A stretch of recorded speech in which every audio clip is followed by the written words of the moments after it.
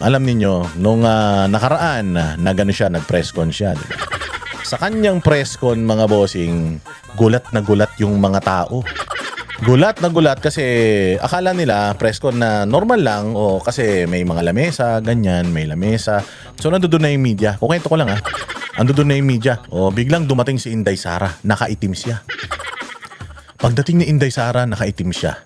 Tapos sabi niya, palitan yung mga lamesa. Palitan yung lamesa. Palitan yung tanggalin yung lamesa. Ilagay yung podium. Tapos tanggalin yung tanggalin yung logo ng OVP. Tanggalin din yung bandila ng OVP. Tanggalin lahat yan. Tapos bigla siya nagsalita. Kabang-kaba yung mga media. OMG, bakit ganun? Bakit pinalitan yung lamesang mahaba? Sinabihan daw sila na, sige, lahat ng tanong nyo, ihanda nyo na. Lahat ng tanong, sasagutin namin. Ihanda nyo na. So ready na sila. Ready na ng ready yung mga media na ganyan. Type na sila ng type na ganyan. Kung ano yung mga itatanong nila, syempre. Tapos biglang binago. Tinanggal yung mesa. Alam nyo mga bossing, noong si VP nag-resign sa Department of Education. Ganun na ganun daw. So, lahat daw ng mga media nagsipagsulat na, nag-type na sila. Naku po, VP Sara, magre-resign na. Kasi akala daw talaga nila magre-resign. Nakaitim tinanggal yung logo ng OVP. Tapos yung bandila tinanggal Yung bandila lang ng Pilipinas yun nang dudod. Tinanggal. Oo, symbolic yun. Bakit tinanggal? So akala daw nila, so naka-ready na daw yung kanilang mga na magre-resign. Tapos biglang sinabi daw, ako, si Inday Sara Duterte. Patakbong presidente. Nagulat daw sila lahat. Buti daw hindi nila na-send sa kanilang mga newsroom yung kanilang editorial. Tapos pagkatapos daw noon, biglang umalis. Ang usapan, sasagot siya sa lahat ng mga tanong. Tapos bigla siya lumayas. Shock na shock sila. Bigla lumayas, walang kinausap, walang paliwanag. Kahit yung mga nasa opisina ng Office of the Vice President, walang nakakaalam kung anong nangyari. Ang bilis. Wala talagang nakakaalam. As in, oo. So lahat sila nag-speculate. Lahat sila may question mark. Tapos kanya-kanya na ngayon na mga sagot. Yung mga kupal na mga animal, na mga dilawan tae, pinklawan, pulahan, mga demonyo, mga hudas sa Pilipinas. Kanya-kanya na sila. Tapos, ang daming gustong itanong ng mga media at ng sambayan ng Pilipinas kay VP Sara. Nako, walang nakakuha ng sagot. Ngayon mga bossing, napakapalad ninyo natin. Kasi ang Banateros, sabi ko naman sa inyo, ang Banateros hindi lang naman kaming 7.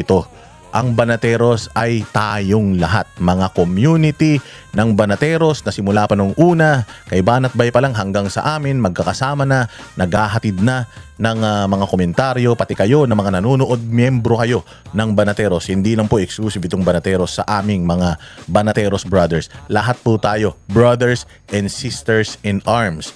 Tayo po ay Banateros. Napakapalad natin dahil hindi nagpapaunlak si VP Sara lately ng mga interview. Hindi siya nagpapaunlak sa mga media during nung time na yan. Napakaswerte ng Banateros, ng SMNI, ng Vox Populi, dahil tayo ang napili ni Inday Sara, na pagkatiwalaan ni Inday Sara na ilahad lahat ng kanyang saloobin at ano ang mga rason kung bakit siya nagdesisyon na tumakbo sa 2028. Ang lupit! Sobrang lupit. Ako hanggang ngayon, mga bossing, kinikilabutan pa ako hanggang ngayon. Kasi, sino ba naman ako? Sino ba naman kaming mga Banateros na napagkatiwalaan ng ganito? Nung nakaraan, sinasabi ko naman sa inyo ito hindi namin to binabrag, hindi namin pinagmamalaki, hindi namin pinagyayabang. Kasi baka magmukhang baka sabihin naman nila, itong mga Banateros na to, ang cute na, ang yayabang pa. Pero alam naman, lagi naman namin kinukwento yun sa inyo na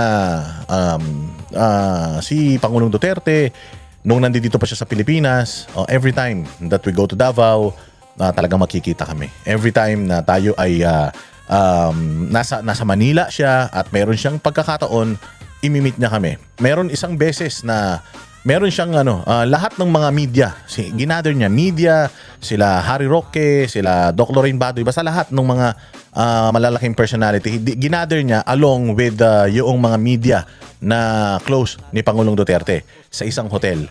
Nagkaroon sila ng dinner, karoon sila ng get together, kantahan ay sila, kwentuhan. Tapos, walang banateros doon, wala. Pero nandoon lahat. Tapos, kinaumagahan, nag-set siya ulit ng another meeting. This time, exclusive sa Banateros. 3 pa lang kami noon. Banateros Brothers pa lang kami. Plus si Madam Mocha. Ako, si Coach Oli, si Banat Bay. The same room. Yung same room na nirentahan niya para sa lahat ng mga media at sa lahat ng mga dati niyang cabinet secretary. Yun din yung room. Tapos, nung nandoon na, so syempre gulat na gulat kami. Kami lang po ba? Oo, kayo lang. Kayo lang. Exclusive to para sa inyo. Kwentuhan. 4 lang kami. Kasama namin noon si Ma'am Hanilet. Kasama din namin noon si Kitty. Gulat na gulat kami, parang alam mo yun, sabi ko, sino ba tayo para pag-aksayahan tayo ng ganitong panahon ni Pangulong Duterte, dating presidente, pinakamagaling na presidente sa Pilipinas. Samantalang, yung gabi before that, pinagsama-sama niya sa isang kwarto yung mga cabinet secretaries pa niya yun. So somehow naka-feel ako na special kami. During that time, kwentuhan, yun yung namin, yung panahon na yun. Tapos talagang pinaparamdam niya sa amin. So habang kumakain siya, sabi niya pa, ngayon ako makakakain ng maayos kasi gusto ko yung mga kasama ko kumain. Kami lang naman yun. Yung kasama niya nun. So kain siya ng madami. Siniserve ni Ma'am Hanilet yung pagkain niya. Kung gusto mo, Coke Zero talaga. So kain siya. Sabi niya, sarap-sarap talaga ng kain niya. Meron pa nga isang na nagkukwento siya. Tapos kinuha ni Hanilet yung plato niya. Nagalit siya, teka, kumakain pa ako. Akala ko tapos ka na kasi salita ka ng salita. Hindi, kumakain ako. Nag-uusap kami habang kumakain. So, ganun yung trato ni Pangulong Duterte sa amin. And then, ganun din yung trato ng kanyang kapatid, yumaong kapatid na si Sir Bong Duterte. Sabi ni Sir Bong na family kami, na kayo dito, pag nasa Davao kayo, kailangan pupunta kayo sa akin, magmi-meet tayo, hindi pwedeng hindi. Pag nandito rin siya sa Maynila, ganun din. And hindi ko din alam kung anong meron sa akin, pero nakuha din ako ni Mayor Baste na maging kumpare niya or ninong ng kanyang anak. Sino ba naman ako, 'di ba? So, alam mo, sobrang proud na proud ako dahil yung mga tao na pinagtatanggol ko, yung mga tao na hinahangaan ko, yung mga tao na mahal ang Pilipinas at mahal na mahal ko, ina-acknowledge kami bilang kaibigan. So, nung nakaraan, napakalaking bagay na nung namatay si Bong Duterte, nakalagay doon mismo sa message ni Inday Sara na pasensya na, alam namin maraming gustong pumunta, pero ang bilin noong namatay, gusto niya na magpunta sa kanyang lamay, yung mga kaibigan niya at saka pamilya. Tapos na-invite kami na magpunta. So na-flatter kami, na proud kami kasi mahal na mahal namin tao, parang tatay na namin yun si Sir Bong Duterte. Nakapunta kami doon, tapos kinukwento nga sa amin na ganito, ganyan. Nung huling mga panahon, huling oras na siya ay buhay pa, ang pinapanood niya, Banateros Brothers, si Boss Dada, si Banat Bay. Yun ang huling-huling mga tao, yung mga boses na narinig niya bago siya mawala sa mundo. And then, right after noon, nagkita naman kami nila Mayor for how many months na si Mayor hindi tumatanggap ng bisita dahil sobrang busy, pero tinanggap niya yung Banateros. Nagkaroon kami ng fellowship hanggang umaga. So, hindi namin alam bakit ganun ang ang kanilang trato sa Banateros. And sobrang proud naman kami. And sinusuklian naman namin yun. Wala kami natatanggap na bayad dito. Ang nakukuha lang namin dito, pinapa-feel kasi nila sa amin na yung ginagawa namin sa kanila malaking tulong, and binabalik nila yon ng respeto. So sobrang hindi ko pa rin maintindihan talaga hanggang ngayon. Hindi pa rin ako makapaniwala na itong mga Duterte ganun na lang sila tiwala sa Banateros. Hindi naman tayo nagbubuhat ng bangko, pero kinukwento ko lang sa inyo. And then bumalik tayo doon sa ni VP Sara, yung kanyang lalabas na siya ay tatakbong presidente. Hindi siya nagpa-interview. Meron pa palang isang malaking personality na gustong interviewin siya, pero hindi siya pumapayag. Babae ito, malaking personality, mga lalaki yung mga ini-interview nito, and trending to lagi, pero tinanggihan yun ni VP Sara.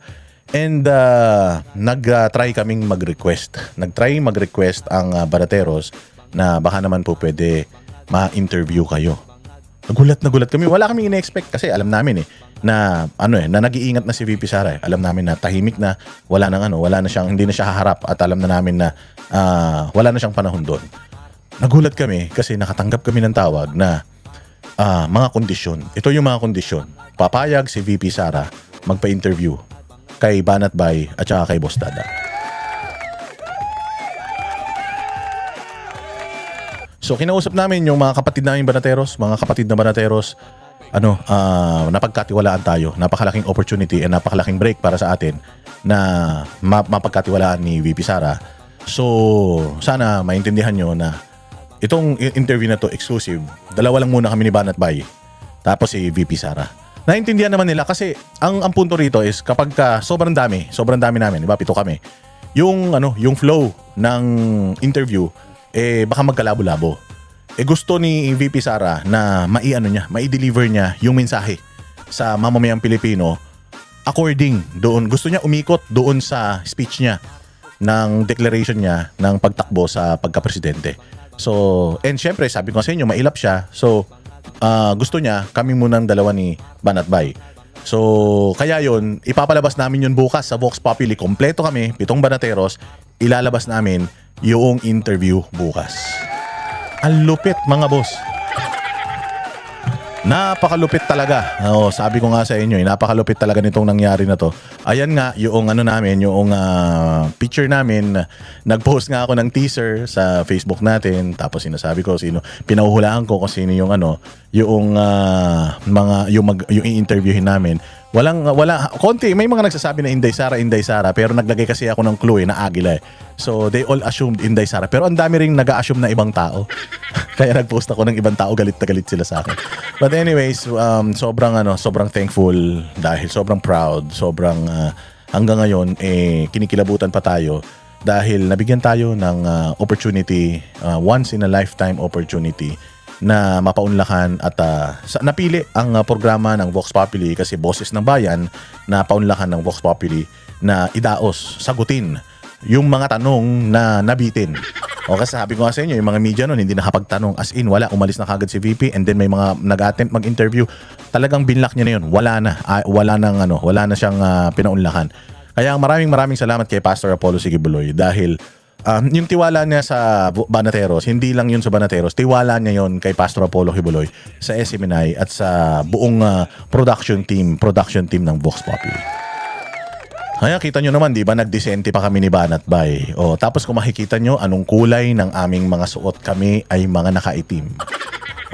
Ayan, ipapaliwanag sa inyo ni VP Sara kung bakit bukas kaya kailangan nyong manood sa Vox Populi kasi ipaliliwanag ni Inday Sara bakit itim yung kanyang suot, bakit tinanggal niya yung logo ng OVP, tinanggal niya yung bandila ng OVP, tinanggal niya yung mga lamesa at pinalitan niya nun.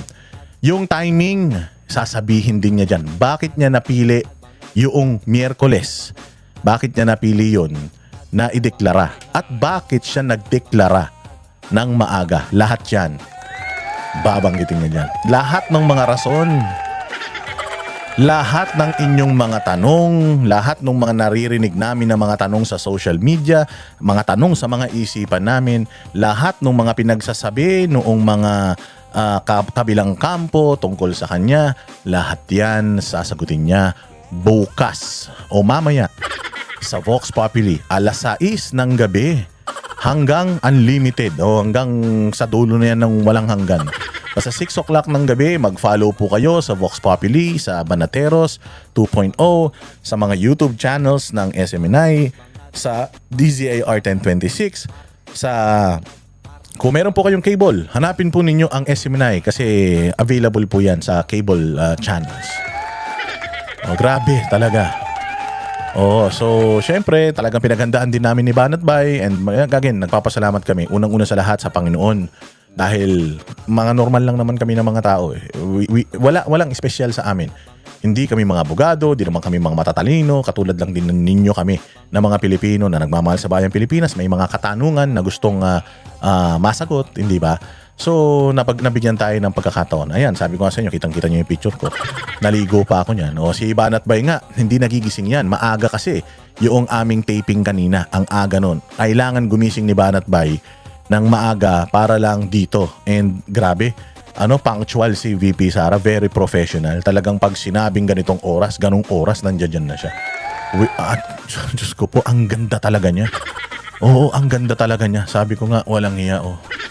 Bakit ngayon ka lang? Kumanta talaga ako eh. Bakit ngayon ka lang?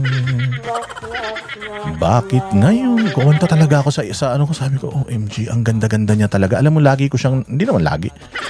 Nakikita ko na siya noon pa. Pero parang araw-araw mas gumaganda siya. Kung ano yung mga muka nila Bongbong, ano yung muka nung mga ni Lisa, ano yung muka nito nila Romualdez na mukhang mga bulati na. Parang mga 3 bulati na lang yung pipirma, sasama na sila kay kamatayan.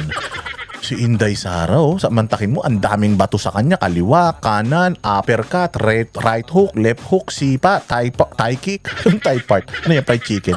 Thigh kick, head kick, axe kick, lahat ng sipa, suntok, balibag, tinamuna ni Inday Sara since 2023 hanggang ngayon. 3 taon na siyang dinuduro, ginugulpi, tinatadtad parang sisig. Pero ang mukha ng Inday Sara talaga naman, sabi ko nga sa inyo, pag naglakad ang langgam, madudulas. Grabe. Umiilaw siya. Hindi ko alam kung patay na patay lang ako sa kanya o talagang maganda siya, pero grabe talaga. Alam mo, sabi ko nga si Inday Sara, yung tipo ng babae na yung itsura niya, amoy anghel. Kahit matulog siya ng 3 araw na diretso, pagising, nagsalita siya sa'yo, yung hininga niya, palagay ko, amoy Baguio. Amoy pine tree. Oo. Pakaganda niya, mga bossing. Grabe. Kaya nga dito nga kita nyo, tinitignan niya ako ng malagkit. Tinititigan niya ako ng malagkit. Sabi ko, ma'am, wag mo naman akong tingnan ng ganyan. Natutunaw na po ako, yung makeup ko nasa ko na. Nasa damit ko na. Wag mo akong tinititigan ng ganyan. Alam mo na nga na marupok ako, tititigan mo pa ako ng ganyan. Oo, tapos diyan sinabihan ko siya na, ma'am, alam ko magandang lalaki ako. Alam ko na pumayat na ako dahil kay Miguel Baker ng Baker Slim, may liig na ako. Alam ko na nung nagkita tayo doon sa The Hague, the Netherlands, malaki pa yung tiyan ko noon, tabatchoy pa ako noon. O nung nagkita tayo doon, medyo haggard ako noon kasi jet lag pa. Tapos medyo maginaw pa. Puro cholesterol pa tayo noon, 337 pounds pa ako noon. So, syempre, alam ko may gusto na sa akin si Inday Sara noon. Pero nung nakita niya ako kanina, iba talaga yung tingin niya sa akin, mga boss. Ayan, ganyan na ganyan. Tingnan nyo. Sabi niya, parang ginaganon niya ako. Sabi ko, ma'am, Kat, sabi ko doon kasi taping, sabi ko, Kat, pwede bang mag-usap muna kami ni BP? Tatapatin ko lang siya. So Kat, sabi ko, pwede ba lumabas muna kayo kasi baka mahiya si BP pagka syempre, so sabi ko labas muna kayo kasi may sasabihin lang ako sa kanyang importante, medyo masakit ito kaya ayaw ko makita nyo na masaktan siya. Kaya sabi ko, BP, alam ko na nakukyutan ka sa akin, magandang lalaki ko, alam ko na medyo matipuno ako, wala na yung tiyan ko, di ba? Dati nung nakita mo ko sa hig, para akong may belt bag. Ngayon medyo na konti na lang na yan, 17 packs na yan. Konti na lang, sabi ko, VP, kasi kapatid lang ang turing ko sa'yo. Oo, anong ha? Oo nga, kapatid lang ang turing ko sa'yo, ate lang ang turing ko sa'yo, napakataas ng respeto ko sa'yo, ayaw ko na mag-away kami ni Man Scarpio, kaya sana, wag mong gawin ito, may hirapan tayo pareho gusto rin kita, pero hindi tayo para sa isa't isa. Para ka sa mga Pilipino, para ka sa bayang Pilipinas. Kasi baka mamaya magkagustuhan tayong dalawa, yung mission mo para sa bayang Pilipinas, makalimutan mo, baka ipagpalit mo yung Pilipinas sa akin. Kaya sinabihan ko siya, BP, sorry, hanggang dito lang tayo. Medyo nangilid yung, syempre matapang man si BP, pero medyo nangilid yung luha niya. Sabi ko, wag kang umiyak. Wala kang kasalanan. Wala kang kasalanan, BP. Ako to, oo. Mahal ko rin ang bayan at gusto ko na yung focus, 100% na attention, gusto ko ibigay mo panahon, ibigay mo sa bayan. Wag mo nang hatiin sa akin kasi okay lang ako. Okay lang ako. Kaya ako pinaalis yung mga tao kasi nga medyo malungkot si BP. Parang ayaw na nga niya ituloy yung yung interview. Sabi ko, tapusin na lang natin to. Tapos na lang natin, isipin natin, parang wala lang nangyari. Parang hindi nangyari to. Panaginip lang lahat ng ito. Anuhin lang natin. Saka na natin isipin yung mga pansarili, isipin muna natin yung bayan. Tapos ayun, natuloy na yung interview.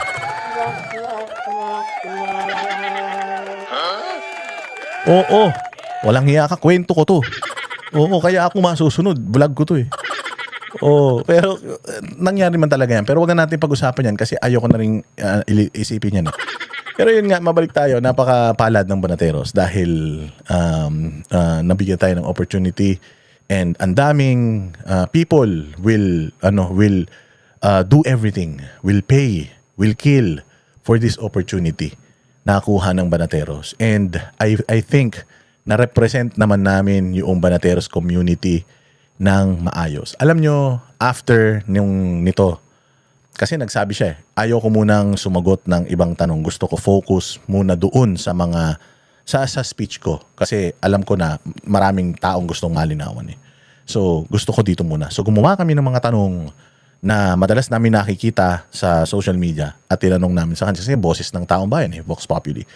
And then right after nung nung halos 2 oras itong interview namin na to, hindi tumatagal si Inday Sara ng interview na ganyan ng halos 1-on-1, 2-on-1. Oo, hindi tumatagal si Inday Sara niya, pero tumagal siya sa amin and wala na. Yung mga tanong namin, nagsanga-sanga na eh. Oo, minsan, yung alam mo yung parang, talaga? Sasagutin ko ba yan? Alam mo yung medyo, yung mga tanong namin, alanganin na talaga. Pero, iba ang Banateros and iba din si VP Sara. So lahat ng mga tanong namin, sinagot niya. Wala siyang iniwasan. Kaya manonood kayo bukas 6:00 sa Vox Populi. I-share ninyo, may mga pinost na kami sa teasers sa Facebook. I-share ninyo lahat para manood. Pumunta nga ako sa mga network ABS-CBN, News 5, lahat. Pinuntahan ko. Tapos pinopost ko doon yung picture, yung link. Sabi ko, dito kayo manood. Bukas, matindi yung mga pag-uusapan natin dito. Masasagot ni VP Sara lahat. At ang pinakamalupit dito, ayun na, masasagot mula doon sa bakit tinanggal yung mga OVP. Masasagot yan. At saka yung Vice President niya. Dito, magkakaalaman. Ang lupit, mga bossing.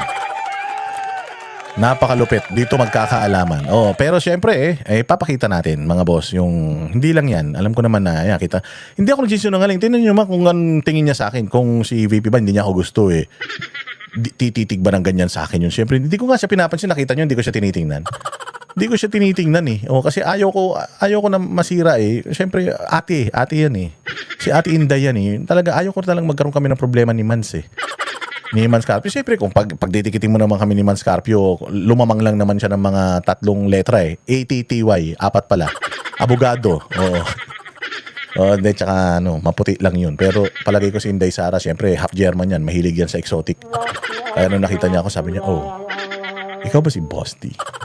At saka hindi niya tinawag na Boss Dada. At tawag niya sa akin, Boss D Boss D, hindi Boss Dada kasi ang formal name ko is Boss Dada pero pagka medyo ganito na tayo, Boss D na tawag mo sa akin. Pero tinatawag ako niya, alam mo, Boss D. Uy, sabi ko, teka, masyado kong feeling close VP, wait, cut. Sabi ko, cut. VP, address me as Boss Dada, wag Boss D, ha? Boss Dada, please. Pero wala, Boss D pa rin tawag niya. Ang magagawa, ganun talaga. Yan pala nagagawa ng naliligo ng 3 ulit. Nang sunod-sunod. As in, pagligo ko, paglabas ko ng banyo, nagpunas lang ako, nagbihis ako, tapos nagtanggal ulit ako ng damit, naligo ako ulit.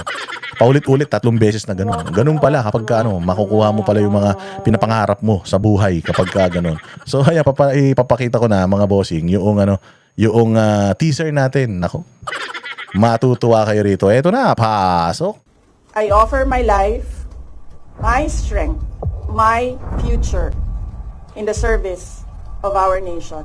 Ibalik natin ang tapang at malasakit para sa Diyos, sa bayan, para sa bawat pamilyang Pilipino. Mainit na usapin, diretsahang tanungan.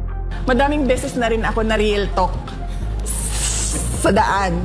Alam mo, binoto namin si BBM dahil sa iyo Kasalanan mo talaga lahat to Walang iiwasan. Isang exclusive interview ng Banateros kay Vice President Sara Duterte. Di ba dapat alam mo na yung gagawin mo? Kasi nagsabi ka sa mga tao piliin niyo ako para maging Pangulo. matapos ang deklarasyong tatakbo siya sa pagkapangulo. Ako si Sara Duterte, tatakbo bilang Pangulo ng Pilipinas. Ano ang kanyang plano? Ano ang kanyang mensahe Ayun, sa ang taong pogi, oh. bayan? Pero ito lang Ayan, ang pogi, sasabihin ko. Hindi pwede na walang managot. Nako, ayan na. Mga isyong kinakaharap ng bansa, sasagutin mismo ng pangalawang Pangulo. Gusto kong ayusin ang mga pagkakamali na ginawa Nako. sa bayan natin. Abangan ngayong Sabado, Ayan. Pebrero 21, alas 6 ng gabi, kasama sina Banat Bay at Boss Dada. Yung ginagawa namin sa Office of the Vice President, hindi pa tapos. Kasi hanggang 2028, hanggang 2028 ba ako? Mai-impeach ako. Kasi Dito lang sa SMNI. Nako, palakpakan, di ba? Ang ganda. Ang ganda ni VP, di ba? Munti ko na nga palisin si Banat Bay. Oh, Banat Bay, umalis ka na muna. Kami na lang muna ng dalawa ni VP, kain na namin to. Pero grabe, ang dami nyo malalaman dito. Malalaman nyo kung sino ang napakaswerte, napakapalad na Vice Presidente ni Inday Sara. Yay! Lupit. Abangan nyo yan, mga bossing. Abangan nyo yan. Dahil malupit na malupit, matindi, humahagupit yan. So again, thank you very much, VP Sara. Ito pala good news. Ito pala good news. May good news tayo. Oo. Right after nung aming interview na yan, so nag-ano kami, lunch kami. Merienda. So nasa isang table kami, ganyan. Kwentuhan lang. Siyempre, mga tinanong, yung mga chismis namin. Oy, yung mga chismis namin, pinarating na namin kay VP. So yung mga kayo nakarating na kay VP, pinarating na namin yung mga chismis namin. Siyempre, palitan kami ng intel. So alam ko marami mapapraning dyan. Ano kaya yung mga nakarating kay VP? Nako, lahat ng mga pinaggagawa nyo.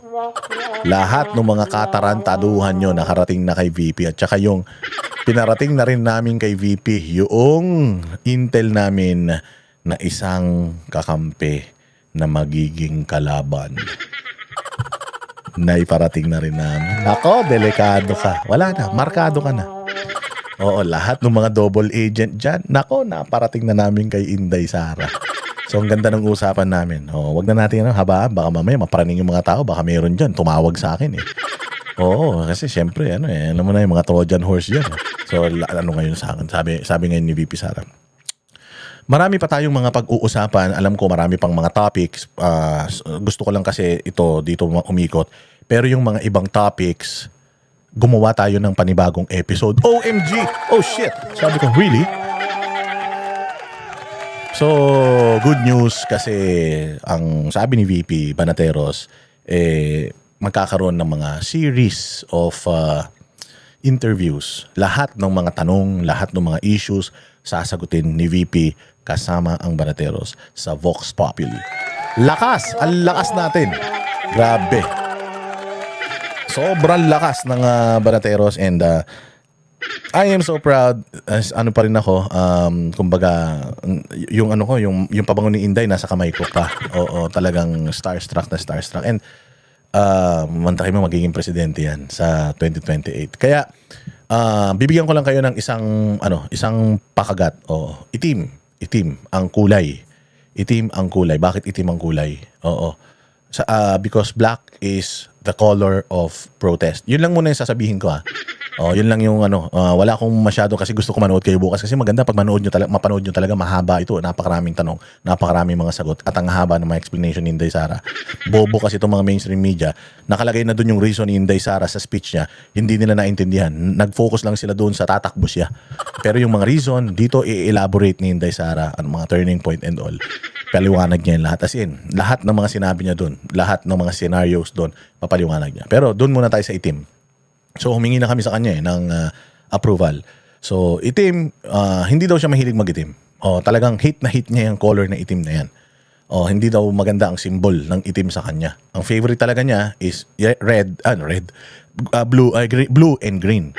Green and blue. Ganun. Kaya nga, sabi nga niya na-inlove siya kay Man Scarpio kasi naka-green si Man Scarpio dahil lasalista eh. So, green archer ba? Kaya, and syempre, Ateneo, top blue. So, yan yung mga kulay niya. So, bakit itim?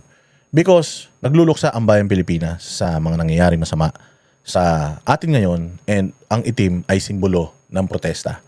Kaya ang kulay ni Inday Sara sa 2028 ay itim. Kulay black. Dahil tumatakbo siya para sa bayang Pilipinas, babaguhin niya yung kulay. From black, itim na Pilipinas. Protesta, pag nanalo siya, gagawin niya ulit berde o blue. So, magpapagawa tayo ng mga t-shirts, mga bossing. Humingi na kami ng sa kanya, permiso. Sabi namin, ma'am, ano pong design natin? Ito, binigyan niya na sa amin yung design. So, sabi namin, ma'am, magpapagawa na po kami ngayon ng t-shirt. O, ngayon pa lang, sisimulan na namin. Ngayon pa lang, ipapakalat na namin ito. Kasi sabi ko nga sa inyo, tayo rin na magtutulungan eh. Walang ibang tutulong sa bawat isa kung di tayo. Yung mga inaapi nito mga buwaka ng inang mga magnanakaw na ito, tayo mismo yung magtutulong-tulong para ilagay si Inday Sara diyan sa posisyon. Now, napag-usapan din namin yung COMELEC. Yung pandaraya at pwedeng gawin na pandaraya ng COMELEC. Kailangan decisive, kailangan convincing yung ating boto. Kailangan buhos. Buhos talaga. Kahit magkano yung ialok sa inyo na bayad, wag na wag nyong tatanggapin dahil putang ina, sobra ang kukunin nila sa inyo.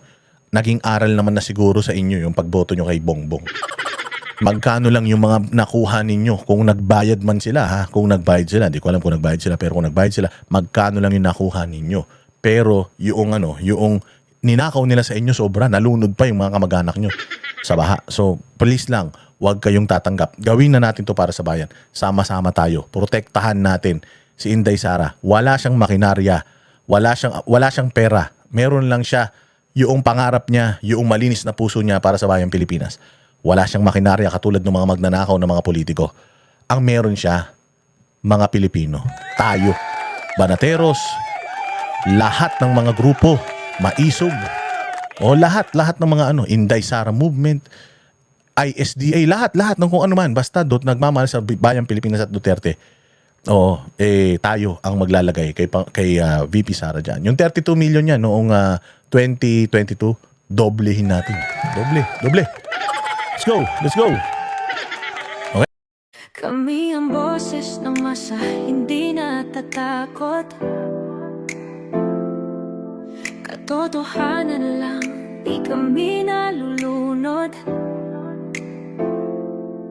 Walang bahid ng sismis, lahat ay totoo. Kahit sino ka pa, pag mali ka babanatan ka. Walang pinipiling kulay, wala kaming kinikilingan. Basta para sa bayan, kami lalaban. Pagdama palakpakan, pag mali banatan, di matitinag, di matatakot. Para sa bayan, tuloy ang sigaw. Sa harap ng kamera, walang halong takot. Mga baluktot, lahat kayo'y tutumba. Ang hustisya at totoo, yun lang ang mahalaga. Kahit sinong harang, di kami matitinag. Walang pinipiling kulay, wala kaming kinikilingan. Basta para sa bayan, kami lalaban. Pag tama palakpakan, pag mali banatan, di matitinag, di matatakot. Para sa bayan, tuloy ang sigaw. Kung nasa tama ka, ikaw ay aming kasama. Pero pag mali ka, handa ka na bang mabasag? Banateros kami, walang inuurungan. Dahil bayan muna, bago ang sarili.